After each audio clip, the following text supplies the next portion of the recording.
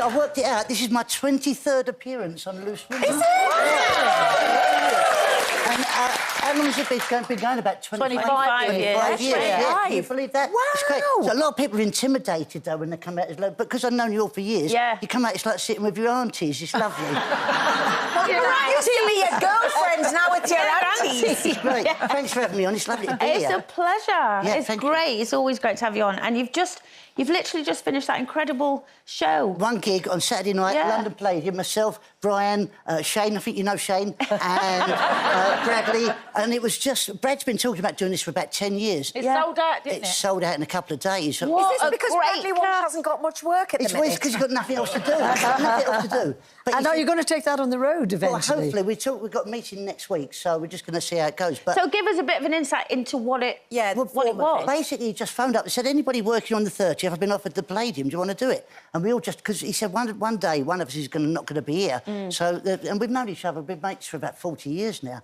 So we just got together every Wednesday and we said we're going to put together a format of what the show would be, and all we did was laugh for about 3 hours every night. We never put anything together, and all we ever did was try to screw each other over on the night. We just was like, we're going to do this, we're going to do this, we're going to do this. When we got out there, none of us did what we said we were going to plan to do. We just can't make each other laugh. I love that. And it was great. It was so... And Brad said, we've got to get a dinner, all 4 dinner suits, and I haven't worn a dinner suit since I went to a funeral about 30 years ago. I had to buy a new dinner suit. Was it all comedy? Was there singing? There was a lot of singing, and what's great about it, I'm the only one that can't sing. So it was great. They took all the heavy lifting on the singing, and I just interjected. It's got to go on tour. It's such a... Yeah, we'd like to think it fun... will.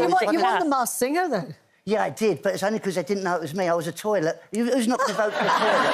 The thing is, Joe, I didn't see that you win that, but because your voice is so distinctive, how did you change your voice so much then? Has anybody else done the Masked Singer on here yet? Me. Gloria. Yes. What I found, I don't know about you, Gloria, but what I found was, because I had the costume on, no one knows it's you, and you can be whoever you want to be. That's right. And I sounded like Barry White. I know it sounds ridiculous, but I did. And then, when I won it, you have to win without... You have to sing a game without it on. And then I felt really exposed. I thought, oh, my God, they're going to... You know, and I felt quite...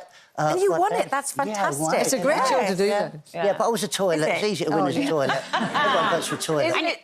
Isn't it true that you started telling jokes because your mum had bad depression? Yeah, my mum was... she had a bad accident when I was about 7, a car accident, got concussion, and then she was epileptic, and she suffered a lot from depression. So I took it as my mission to try and make her laugh. And as I got older, I realised what the depression was and how bad it was. And I got quite good at it, really. I think that's one of the things that steered me into the business. And it got to the point where I'd go round, as I was an adult then, and she would say, don't say nothing yet, don't say nothing yet, and because she knew I'd launch into some sort of routine, and she'd have to put a newspaper underneath because there was no tenor lady in there. And I would make it my mission to make her wet herself. She hadn't done it herself.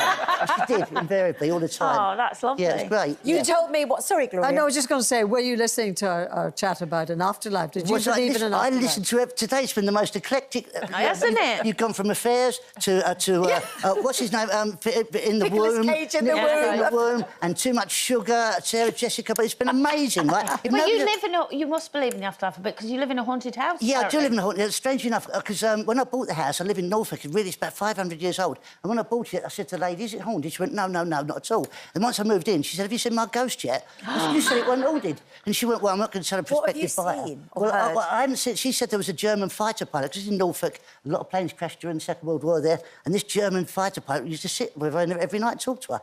And because it's a really old house, my neighbour over the road called Willie John, I called him Willie John because he got drunk one night, and I knocked on his door, he opened the door and he had no trousers on. That's what I called him Johnny. And he bought me, when I moved in, he bought me a little ninja, and it basically, any movement, it's a movement, and once it moves in front of it, it farts, so you go like that, right? And I've got this little farting ninja on the side there, and if I'm not in the room, you can hear it go like that, and I go in there, I know the German fighter pilot's in there, I say hello to her, I say, guten Tag, like that at him, So, yeah. So if you do believe in the afterlife and you were coming back, what would you like to come back as? I'd like to come back as Nicolas Cage. I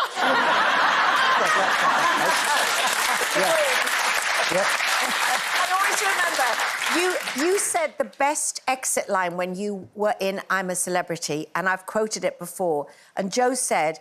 They said, what was it like? And he said, it was like going on the worst holiday you can imagine and coming out as Elvis. Yeah, it was terrible. But I got the worst piles as well after that. As well. Did you? Oh, it was terrible. Yeah, they were so bad. I had to go to the doctor. I phoned my doctor up. The doctor got bad piles. He said, just put some ice and some frozen peas. I went, I've got none of those there. I said, well, just put some ice cream on. Of course, it melted straight away. So that was no good. So he said, come down. I went down to see him, and he sent me. They've got a fast track at the hospital. You can actually go at the fast track if you've got piles now. Can right? you? Yeah, there's a fast track to piles, right? And what I did. You're not going to show them, No, are you? I'm not going to show them. If you want it, it'd be a right good Maybe part of the ample show. functions So and even stuff so I was there. actually in the doctor's like that, and I've got my legs up in the stirrups like this, right? I'm like that. It's all right. I've got my stirrup like that, and he's actually put an injection in to give me, like, to make it all a lot better there. And he started to, he got this little knife, and he did it for me, right? But then I'm sitting there, I've got nothing on my bottom end there, like, and then the nurse comes over with a You little... do know it's pad. lunchtime, yeah. Yeah, no, it's right. The nurse comes over with a little pad and she said, can you sign that, please? I went, yeah. I said, is it like a release form? She went, no, it's my son, James. Joe,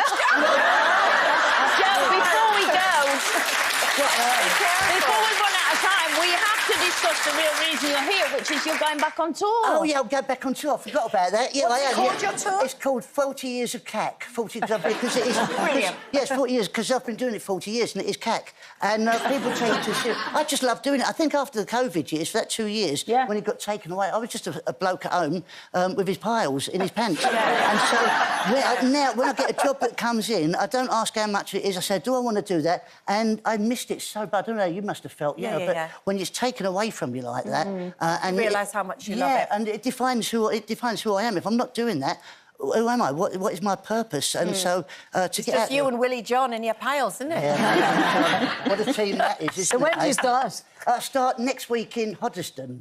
Yeah. So Oh, Hoddesdon, Hertfordshire. Yeah, that's it. Yeah, you know that, don't you? Yeah, I do. So I'm looking forward to getting back out on the road. Do you still again. get nervous? Yeah, petrified. But it's like going on a good roller coaster. A lot of people don't, the nerves is quite a negative thing for a lot Feel of the people. fear. But it's a really good thing for me, the nervousness. It is, it's Feel the Fear and Do It Anyway. Great book, if anybody's never read it. It's called Feel the Fear and Do It Anyway by a woman called Susan Jeffers.